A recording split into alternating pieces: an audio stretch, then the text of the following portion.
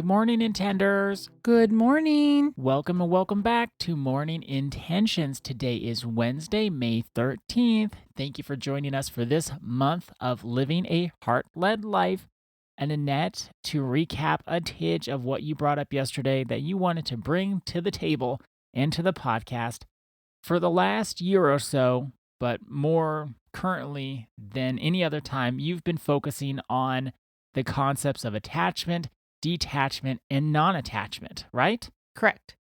I wanted to make sure we connect this with what does this have to do with living a heart-led life?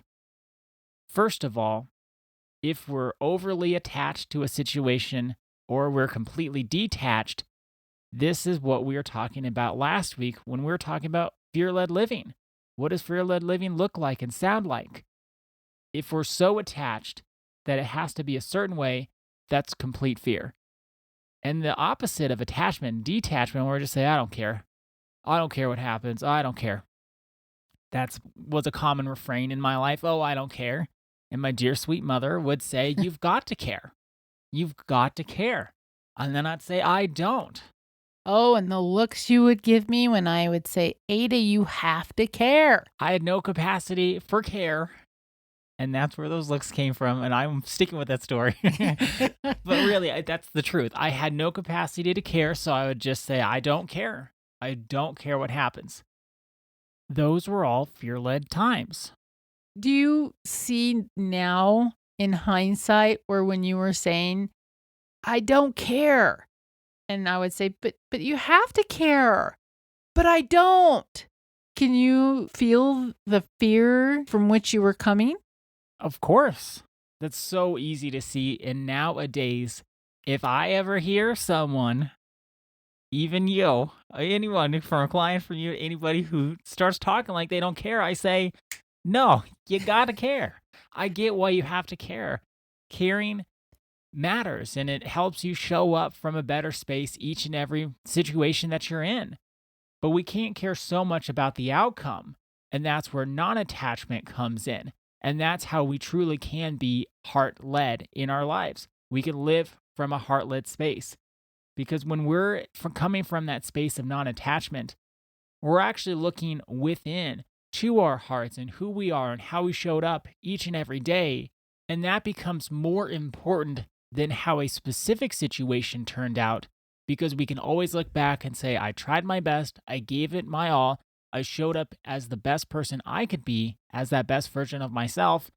If it didn't work out, I might be bummed, but I'm not going to lose who I am because the situation didn't turn out how I hoped it would be. I know I turned out how I hoped to be, and that's what matters most. So Annette, did you have anything more that you wanted to share? It really sounded like you did at the end of yesterday. Oh, no, I do. I was just getting started, actually. You're just getting started? Okay. Okay, We'll okay, so sit down and tune in. First of all, you brought up the word outcomes. I always judged myself and others, have to admit, and others by the outcome. So if I tried very hard, and I'm not sharing this so that everybody knows about me, I'm sure I'm not the only person in the world that's had this experience, because I know I'm not, because as a coach, you hear this over and over and over again.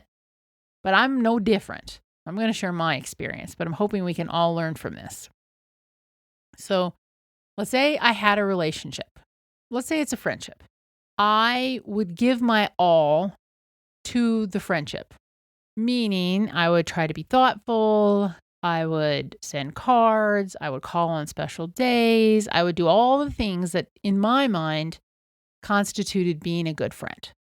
If I was not met with the same sort of what I would say as care or commitment, not like they had to be calling me every day, but there was no reciprocity, then what I then would do would say, well, there must be something wrong with me. They would have shown up with whatever you thought they should do if you were a good enough person. Right. So I actually did have one friendship where we would make plans and then the person would say, "Oh, I forgot about the plan. Oh, sorry, I spaced it out. I took a nap." Or, "Oh, something else came up. I'm going to do that instead." So when that happened, You wouldn't just say rude? no, You wouldn't no. just say, "Wow, how rude," to Well, do that? of course, I eventually got there. But for me, the first thing I did is, what's wrong with me? Why would they forget about it and take a nap instead when I was planning my whole day around it? In fact, I probably planned part of my week around it to make sure that I was available and well rested and I was going to be with that person. The first thing that we do with attachment can be that we judge ourselves. Like, what's wrong with us? If we had a better personality, they wouldn't choose a nap over us. If we were more fun, they wouldn't plan something with somebody else. Somebody else comes along and they're just going to leave us. We think about all of that. And so we first go into judgment about ourselves. And then only if we think about it long enough or we're willing not to be so hard on ourselves, we can also be judgmental about the other person. We can say, well, that person, I hate that person.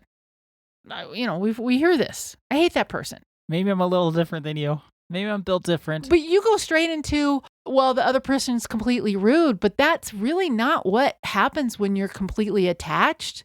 Because when you're coming from that attachment place, it's more about like, why is this turning out the way it's turning out? Oh, it's turning out the way it's turning out because of me. I would always think that if I wanted it to turn out a certain way, there are times, that I maybe not have shown up as the best version of myself. And I could look at the situation and say, I should have done it different, or I could have said something different. And then there's also times where I wanted it to turn out a certain way, and the other person wasn't the best version of themselves. And I could point my finger and say, well, if they didn't do what they did, it would have been fine. That's an example of not being completely coming from this very attached place. I always just thought attachment was there was this outcome I'm looking for.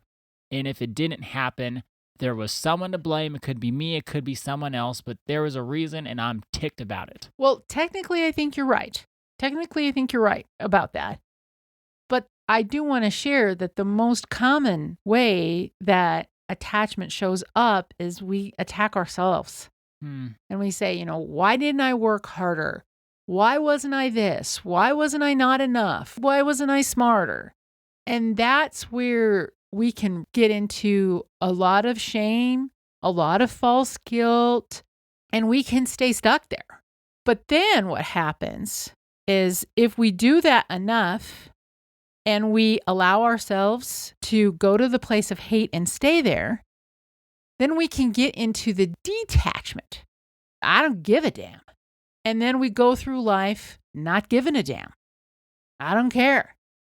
That's equally unhealthy because then we're not involved and we're not intentional about life. We just don't care. So the sweet spot is non-attachment. You're not going into judgment about you, yourself, how you showed up, or truly the other person. But you're also not coming from a space of, I don't care.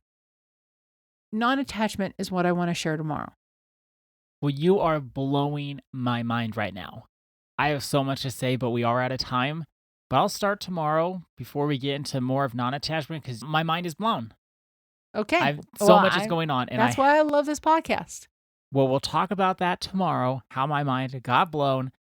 But for today, our intention is a reflection question. What are my experiences with attachment and detachment? What are my experiences with attachment and detachment? Thank you so much for joining us today. Our day is better because you are part of our day. See you tomorrow. See you then.